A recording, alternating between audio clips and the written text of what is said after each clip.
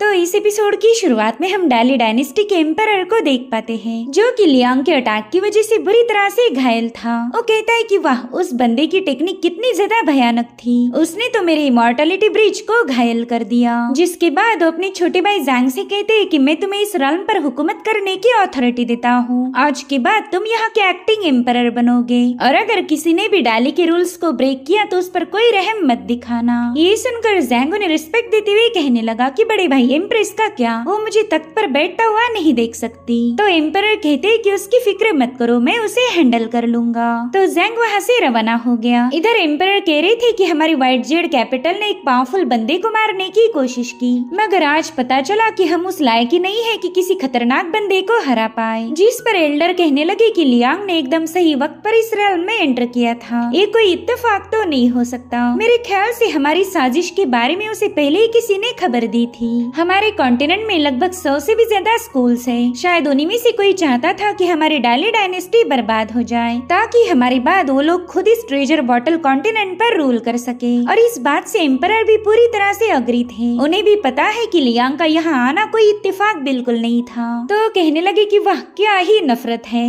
हजारों सालों बाद भी लोग एक दूसरे को खत्म करने के लिए ऐसी सारी साजिशें रचते। और उतने में सोंग जिनशिन वहाँ पर पहुँच जाता है। वो काफी ज्यादा पैनिक होकर बताने लगा कि 12 फ्लाइंग सोर्ड्स में से 6 सोर्ड्स गायब हैं। मैं उन्हें समन ही नहीं कर पा रहा। तो एल्डर ने उसे मायूस होकर बता दिया कि वो 6 सोर्ड्स लियांग अपने साथ ले गया, जो सुनकर सोंग जिनशिन काफी ज्यादा दुखी हो गया। तो एम्परर ने फटाफट से वहाँ पर एक साउंड प्रूफ शील्ड बना ली, ताकि वो अपने बेटे के साथ प्राइवेटली बात कर पाए। वो उससे कहते कि फ्लाइंग सोर्ड गई तो गई, उसका इतना गम क्यों मनाओ, तुम्हारी सोर्ड्स गई है ना की किस्मत। जो सुनते साथ ही सोंग जिनशिन अपने फादर पर गुस्सा हो जाता है। वो कह रहा था कि आप इतने रिलैक्स कैसे हो सकते हो, आपको भी पता है कि वो सोर्ड्स हमारी डाली डायनेस्टी का प्रोटेक्शन कवच थी, उनका यूज करके हम सदर्न कॉन्टिनेंट पर कब्जा कर सकते थे। तभी एम्परर ने उसे अपने पास बुला लिया। वो कहने लगी कि नेशन का रूलर हजारों खतरों का सामना करता है, अगर तुम उन्हें सॉल्व करो तो तुम्हारा नेशन स्ट्रॉन्ग बनेगा, और अगर वो रूलर अपने मसलों को सॉल्व नहीं कर पाया तो इसका मतलब ये है कि वो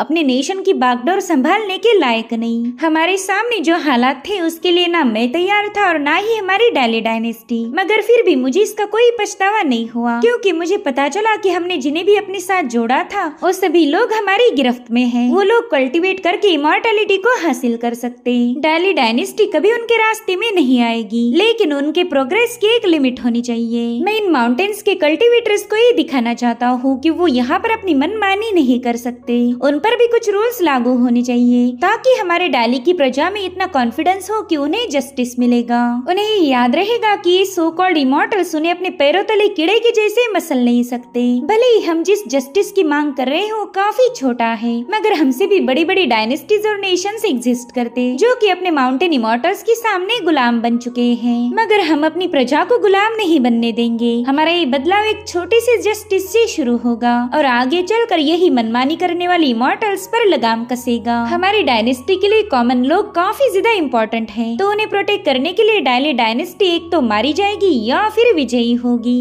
तो ये मत समझो कि इस जंग में हमारी पूरी तरह से हार हुई। दरअसल हमने कई सारे डेटीज को हमारे साथ जोड़ लिया है, जो कि हमारी प्रजा पर कभी अत्याचार नहीं करेंगे। यहाँ पर एम्परर काफी ज्यादा घायल थे। वो कहते हैं कि अगर हम अपनी प्रजा के लिए इतना भी नहीं कर पाए तो फिर हमने साउथ पर अटैक करने का सोचना भी नहीं चाहिए। अगर हमें सदर्न कॉन्टिनेंट को हमारे ट्रेजर बॉटल कॉन्टिनेंट के साथ मर्ज करना है तो पहले अपने लोगों को प्रोटेक्ट करना सीखना होगा। एक बात याद रखो, हेवन उसे ही रिवॉर्ड देता है जो खुद को मजबूत बनाते। हमारे डाली डायनेस्टी ने जिस पाथ को चुना वो काफी ज्यादा लंबी और थका देने वाली होगी, इसलिए बस 6 तलवारों के जाने पर इतना नाराज मत हो। अगले 10 या 15 सालों तक तुम अपने अंकल सोंग जैंग पर ही डिपेंड रहोगे। उसकी रणनीति को समझना और खुद को पावरफुल बनाना ही तुम्हारा मिशन होगा। बस खुद को पूरी तरह से सोंग जैंग पर डिपेंड मत कर देना। जब तुम उससे भी ज्यादा पावरफुल बनोगे तब वो खुद होकर ही तुम्हें एम्परर की रिस्पेक्ट देगा। और रही बात उस चिनपिंग की, तो वो बंदा काफी ज्यादा अलग है। इस दुनिया में तुम सबसे ज्यादा नफरत उसी से करते आए हो,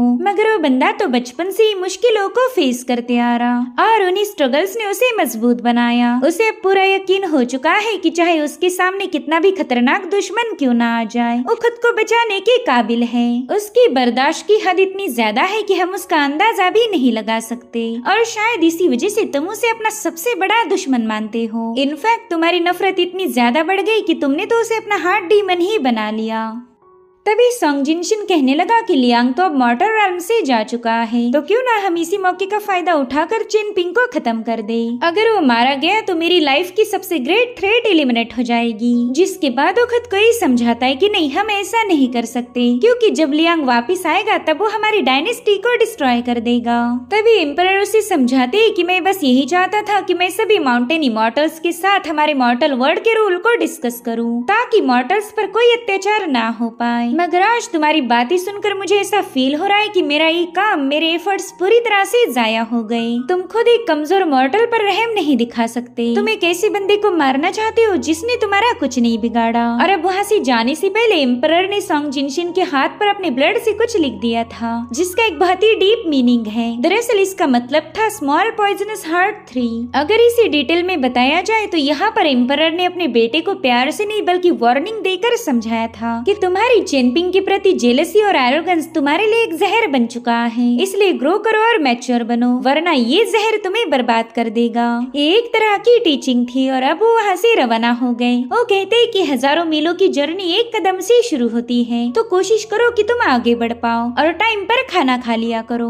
और अब एम्परर वहाँ से जा चुके थे ताकि वो अपने इमॉर्टलिटी ब्रिज को हील कर सके। अब अगले सीन में हम सन रुइन को देख पाते हैं, जो कि जिनशिन की मदर थी। ये बंदी चेनपिंग से आज तक फेस टू फेस नहीं मिली थी, मगर फिर भी उसके दिल में चेनपिंग के लिए जहर है, और इसी से हमें इस बंदी की ईवल और जेलस कैरेक्टर का अंदाजा हो जाता। यहाँ पर वो सुईजैंग से मिलने आई थी। वेल, लास्ट एपिसोड में ही हमने देखा था कि सुईजैंग की वजह से लियांग ने डाली डायनेस्टी को बख्श दिया। तो सनरुइन उससे कहने लगी कि तुम लियांग को पहले से ही जानते थे, इसीलिए तुमने जानबूझकर डाली डायनेस्टी की गेट को उसके लिए ओपन कर दिया, और तुम्हारी वजह से वो डाली डायनेस्टी की व्हाइट जेड कैपिटल तक पहुँच पाया। सो हमें इस बात का भी अंदाजा हो गया कि सनरुइन सिर्फ ईवल और जलकुटी ही नहीं बल्कि एक नंबर की बदतमीज और बेवकूफ थी। वो सुईजैंग से कहने लगी कि तुमने लियांग के साथ मिलकर चालबाजी की, इसके लिए तुम्हें मौत की सजा मिल सकती है। जिस पर सुईजैंग कहने लगा कि डाली का फॉर्मेशन हटाना जरूरी था, वरना उसे ब्रेक करने के चक्कर में लियांग सब कुछ तबाह कर देता।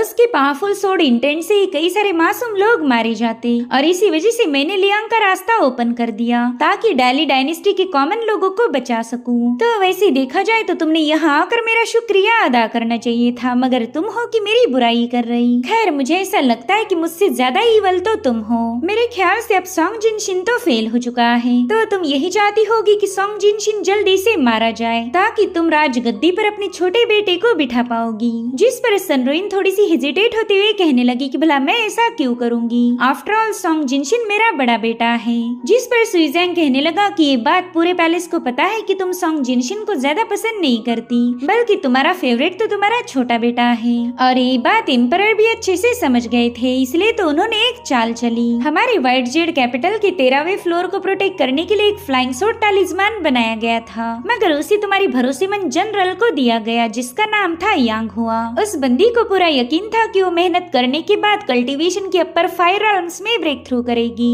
मगर हमारे एम्परर ने उस बंदी को एक रिवर गॉड बना दिया। उसे इमॉर्टलिटी तो मिल जाएगी, लेकिन उसका फ्यूचर बस रिवर गॉडेस बनकर ही सीमित हो जाएगा। पता है एम्परर ने यांग हुआ के साथ ऐसा क्यों किया? क्योंकि वो जानते थे कि यांग हुआ तुम्हारे साथ काफी ज्यादा ईमानदार थी। तुमने उस बंदी के साथ मिलकर न जाने कितने ही सारे ईवल कामों को अंजाम दिया, और इसी वजह से एम्परर ने यांग हुआ को तुमसे दूर कर दिया। इतना ही नहीं, तुमने हमारी डाली डायनेस्टी को पियून माउंटेन पर शिफ्ट करने का फैसला लिया था, और उस काम को पूरा करने के लिए हमें कई सारे माउंटेन्स और रिवर की शिफ्टिंग करनी पड़ती। तो इस काम को रोकने के लिए यहाँ पर लियांग नाम का आउटसाइडर पहुँच गया, जिसने सबसे पहला तुम्हारे ग्रैंड मास्टर असासिन्स को मार दिया था, जिसके चलते तुमने पियून माउंटेन पर डाली डायनेस्टी को शिफ्ट करने की जिद छोड़ दी। इसका सीधा मतलब ये हुआ कि हमारे एम्परर डायरेक्टली तो तुम्हारे कामों में टांग नहीं अड़ाते, लेकिन वो तुम्हारा काम भी पूरा नहीं होने देते। तभी सनरुइन उनसे पूछने लगी कि बताओ एम्परर मुझे वार्निंग क्यों देना चाहते हैं? जिस पर सुईजैंग कह रहा था कि तुम सोंग जिनशिन को व्हाइट जेड कैपिटल का मास्टर बनाने के लिए काफी ज्यादा उतावली थी। तुमने सबको ये दिखाया कि तुम अपने अपने बड़े बेटे से बेपनाह प्यार करती हो। तुम्हारी ख्वाहिश थी कि 12 फ्लाइंग सोर्सों से ही मिलनी चाहिए, मगर ये तो तुम्हारा सॉन्ग जिनशिन के लिए प्यार नहीं बल्कि एक साजिश थी। तुम अच्छे से जानती हो कि एक कैपिटल बनाने के लिए दो चीजें इम्पोर्टेंट है, एक तो है स्टेपिंग स्टोन और दूसरी है पिलर्स। तो तुम सॉन्ग जिनशिन को स्टेपिंग स्टोन बनाकर अपने छोटे बेटे को तख्त पर बिठाना चाहती थी। सॉन्ग जिनशिन बचपन से स्मॉल टाउन में पला बढ़ा। एम्परर का वफादार दोस्त सॉन्ग यूजैंग उसकी देखभाल करता था, तो तुमने उस बंदे को बिना एम्परर के ऑर्डर के ही मार दिया। इतना ही नहीं, उसे मारने के बावजूद भी तुम्हें सुकून नहीं मिला, तो तुमने उसकी कटी हुई गर्दन को छुपा दिया। मैं अच्छे से जानता हूँ कि तुमने सॉन्ग यूजैंग को क्यों मारा। दरअसल तुम चाहती थी कि सॉन्ग यूजैंग सॉन्ग जिनशिन को स्मॉल टाउन में ही खत्म कर दे, लेकिन उसने ऐसा नहीं किया और इसी वजह से तुमने उसे पनिश कर दिया, जबकि तुम्हें ये बात पता थी कि तुम एम्परर को क्रॉस कर रही हो।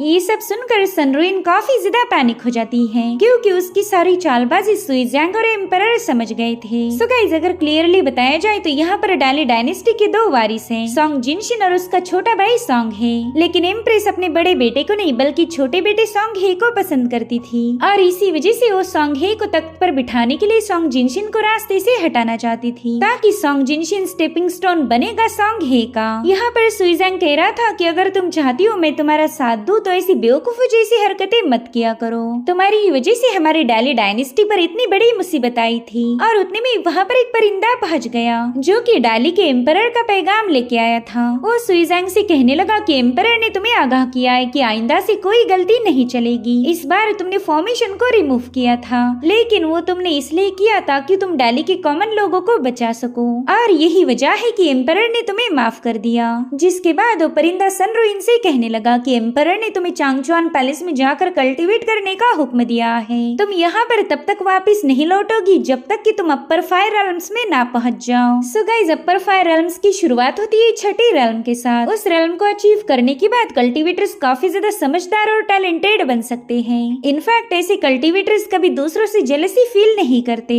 और यहाँ पर एम्परर ने जानबूझकर अपनी बीवी को इस लेवल को अचीव करने का मिशन दिया था ताकि वो पॉलिटिकल फैसलों में इंटरफेयर ना कर पाए और ना ही उसका छोटा बेटा सॉन्ग हे कभी तख्त पर बैठ पाएगा। वो परिंदा उसे बताता है कि फिलहाल बैम्बू लीफ पवेलियन तुम्हारे अंडर था, लेकिन आज के बाद उस पवेलियन की अथॉरिटी सुइजैंग को दी जाएगी। अब सनरुइन की इतनी औकात ही कहा कि वो एम्परर के फैसले के खिलाफ जा पाए। वो परिंदा कह रहा था कि तुम्हारा छोटा बेटा सॉन्ग हे स्टडी हॉल में ही रहने वाला है, वहाँ पर उसे पढ़ाई करने दो, वो तुम्हारे साथ नहीं आएगा। और अगर चांगचुआन पैलेस में तुम्हें ज्यादा ही अकेलापन फील होने लगे तो अपने बड़े बेटे जिनशिन के साथ कल्टीवेट कर लेना। और ये सारे पैगाम डिलीवर करने के बाद वो परिंदा वहाँ से रवाना हो गया। इधर एम्प्रेस तो सीधे नीचे बैठ गई थी। दरअसल उसने अपने ही बड़े बेटे के खिलाफ साजिश रची, तो एम्परर ने उसे पनिशमेंट के तौर पर उसका पैलेस ही उससे छीन लिया। इतना ही नहीं, उसे अपने छोटे बेटे से भी दूर कर दिया। वो अपने बेटे से तब तक मिल नहीं पाएगी जब तक कि वो 5 अपर रेल्म्स पर ना पहुंच जाए और मेरे ख्याल से उस लेवल को अचीव करने के लिए इसे कई सौ साल लग जाएंगे। यानी कि ये बंदी पैलेस के किसी भी डिसीजन को मैनिपुलेट नहीं कर पाएगी। उतने में ही सुइजैंग उसके जख्मों पर नमक रगड़ते हुए कहने लगा कि किसी को मारने से हमें बस उसकी कटी हुई गर्दन मिलेगी, लेकिन किसी के दिल को कुचलने से हमें अनंत काल तक चलने वाली सफरिंग को झेलना पड़ेगा।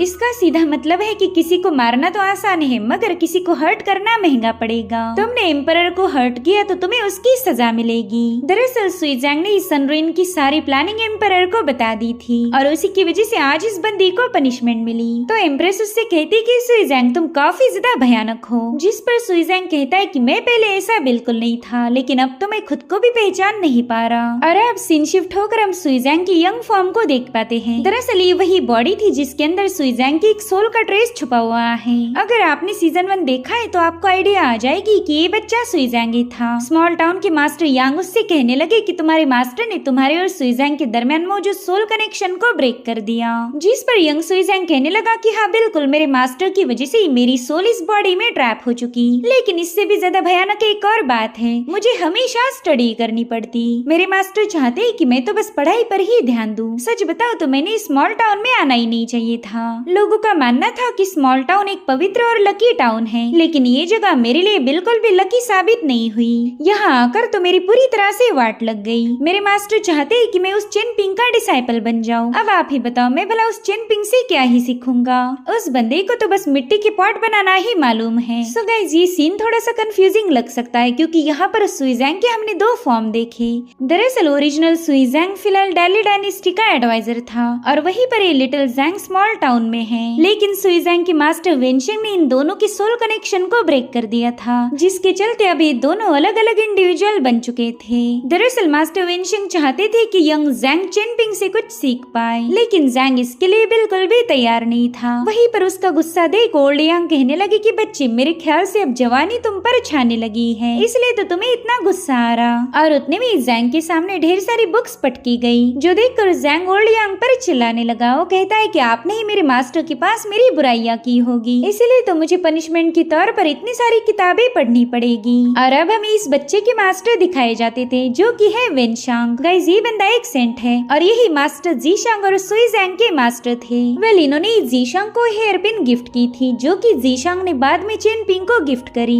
वेल, यहाँ पर सेंट वेनशांग दिल्ली डायनेस्टी की तरफ निकल चुके थे, मगर बोट का सफर उन्हें ज्यादा रास नहीं आता। उन्हें तो उल्टियाँ करता हुआ देखो बोट वाला बंदा भी हंसने लगा। उनसे कहता है, बताइए एल्डर, आपको हमारे दिल्ली डायनेस्टी की सीनरी कैसे लगी? जिस पर वेनशांग कहते हैं कि बहुत अच्छी, बहुत अच्छी। तो बंदा उनसे एक और सवाल पूछने लगा। वो कहता है, बताइए क्या दिल्ली डायनेस्टी नॉर्थ में सबसे ज्यादा पावरफुल है? जिस पर वेनशांग जवाब देते हैं कि हाँ बिल्कुल, बहुत पावरफुल, बहुत पावरफुल। उनका तो ये फनी और इनोसेंट सा अंदाज उस बोट वाले बंदे को काफी ज्यादा पसंद आया। तो बंदा मास्टर वेनशांग को बताने लगा कि दिल्ली डायनेस्टी की रिवर में कुछ ऐसी भी बोट्स है जहाँ पर आपको स्पेशल वाइन के साथ साथ खूबसूरत लड़कियों का डांस भी देखने को मिलेगा। तो बताए क्या आप वहाँ पर जाना चाहोगी? तो वेनशांग भी इंटरेस्ट दिखाते हुए कहने लगे कि क्या वो लड़कियाँ ज्यादा पैसे मांगती है? अगर वो जगह सस्ती रही तो मैं जरूर से वहाँ जाकर मजे करूंगा। जिस पर वो बंदा कह रहा था, सीनियर, वाइन के साथ साथ डांस का कॉम्बिनेशन ये तो बिल्कुल भी सस्ता नहीं मिलेगा। बोट में दाखिल होने के लिए आपको ढेर सारा पैसा खर्च करना पड़ेगा, तभी जाकर वो लड़कियां आपको बोट में एंट्री देगी। तो वेनशिंग कहने लगे, ठीक है, फिर टाउन में जाने के बाद मैं अपने डिसाइपल से कुछ पैसे उधार ले लूंगा। तुम्हें बता दूं, मेरे डिसाइपल के पास इतना पैसा है कि तुम उसका अंदाजा भी नहीं लगा सकते। सो गाइस, मेरे ख्याल से यहाँ पर मास्टर वेनशांग अपने डिसाइपल सुई जैंग का जिक्र कर रहे थे, जो कि फिलहाल दिल्ली डायनेस्टी का एडवाइजर बन चुका है।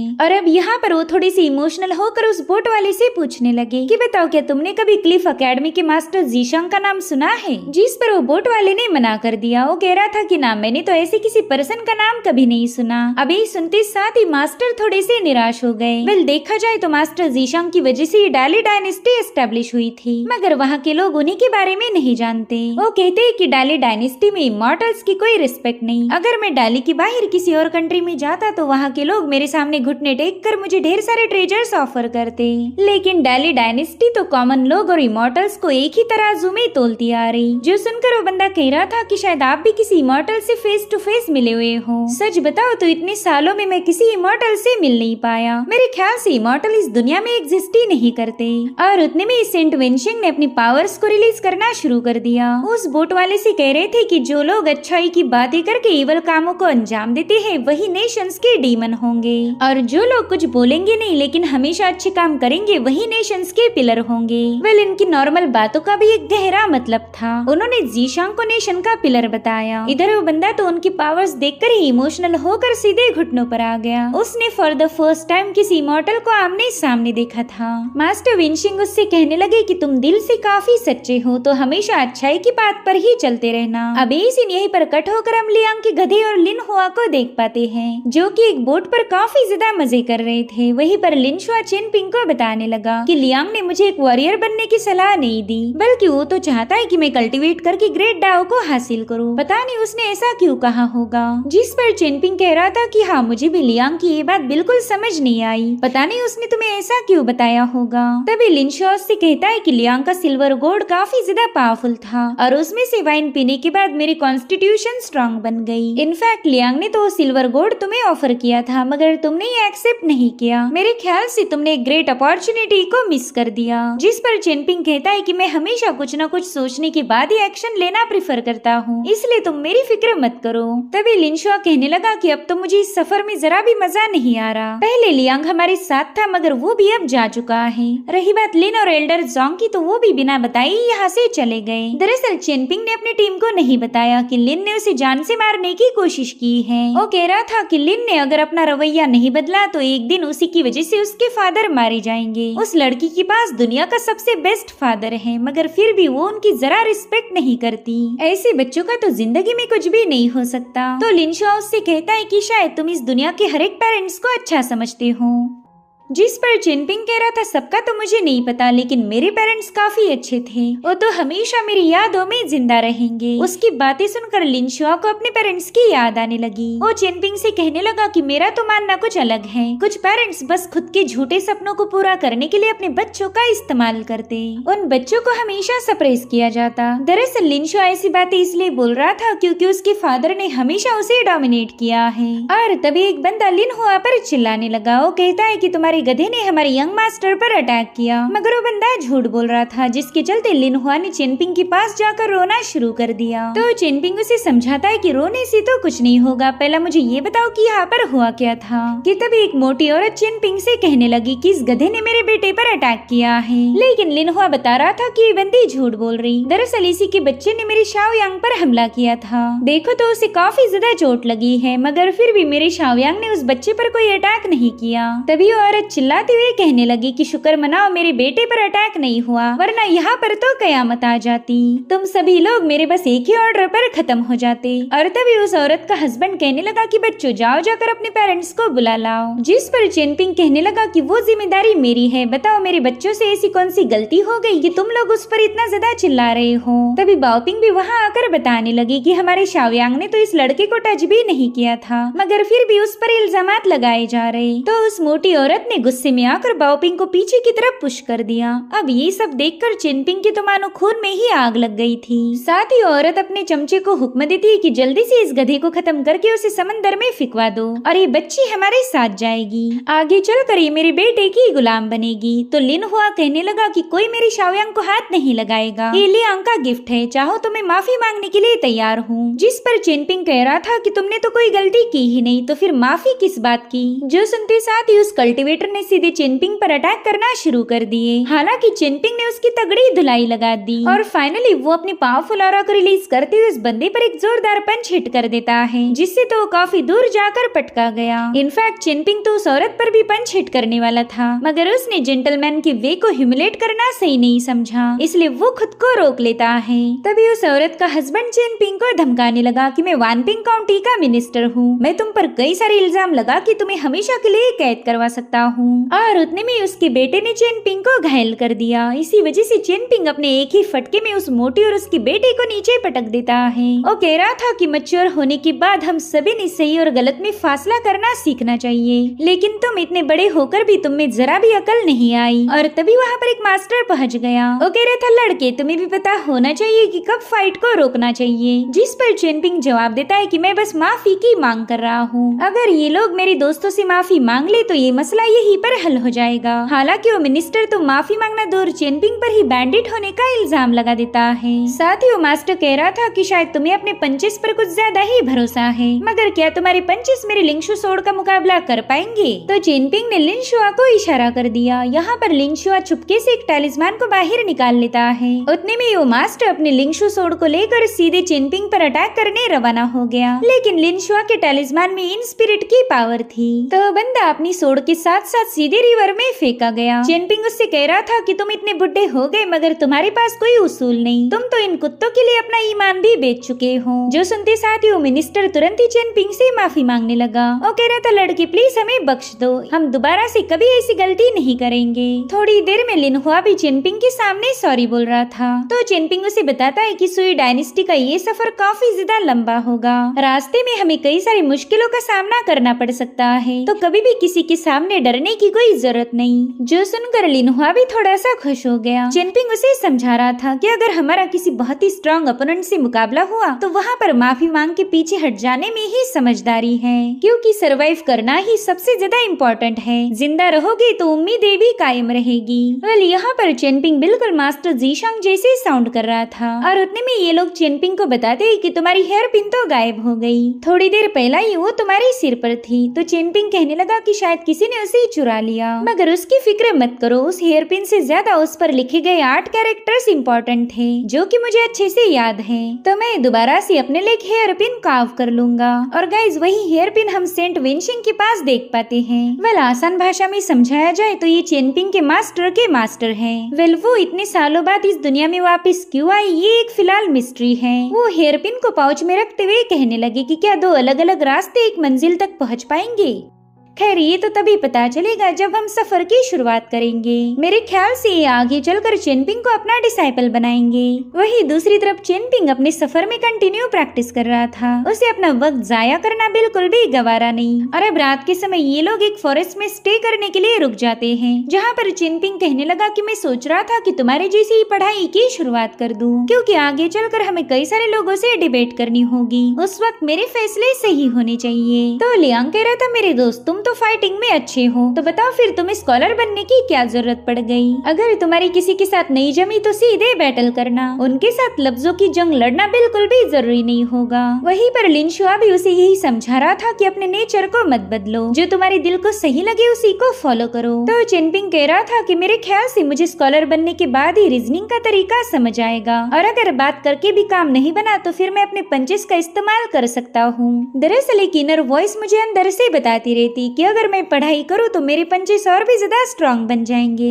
उसकी बातें सुनते साथ ही लिन शुआ को याद आया कि ऐसी ही बातें मास्टर जीशांग ने उन्हें सिखाई थी, और यही सोच the great way of sages में मेंशन की गई है। वहीं पर लिन हुआ को भी अपने फैमिली के मैटर्स याद आने लगे। दरअसल उसके फादर ने कभी भी उसकी मदर की साइड नहीं ली थी, क्योंकि उसकी मदर ने हमेशा ही दूसरों के साथ बेवजह झगड़े किए। उस वक्त लिन हुआ सोचता था कि उसका बाप तो एक नंबर का डरपोक है, मगर आज उसे रियलाइज हुआ कि उसके फादर तो एक जेंटलमैन है, और इसी वजह से उन्होंने कभी भी बेवजह किसी के साथ फाइट नहीं की थी। इसलिए वो भी अपने पेरेंट्स को याद करते हुए रोने लगा। वो कहता है कि शायद मेरे फादर मुझसे मिलने तभी आएंगे जबकि मैं एक स्कॉलर बन जाऊं। जिस पर चेनपिंग कहने लगा कि तुम इसलिए तो मेरे साथ आए हो, सुई डायनेस्टी जाने के बाद तुम जरूर से एक स्कॉलर बनोगे। वहीं पर बाओपिंग चेनपिंग को स्कॉलर्स की कुछ बेसिक प्रिंसिपल्स समझा रही थी कि कैसे एक स्कॉलर और नॉर्मल लोगों की सोच में फर्क होता है। और उतने में उसकी बॉडी से डिवाइन ऑरा रिलीज होने लगी, जो कि पूरे फॉरेस्ट में फैल रही थी। वहाँ से थोड़ी दूरी पर एक घर था, तो बाओपिंग की ऑरा ने वहाँ के लैंटर्न्स को बुझा दिया। वहाँ पर एक लेडी बैठी हुई थी। वो अपने एक स्कल को क्रश करते हुए कहती है कि किसने मेरे लैंटर्न्स को बुझा दिया, शायद मेरे माउंटेन पर कोई स्कॉलर आया है। और इसी के साथ एपिसोड यहीं पर एंड हो जाता है। Thank you so much for watching. Bye bye, take care.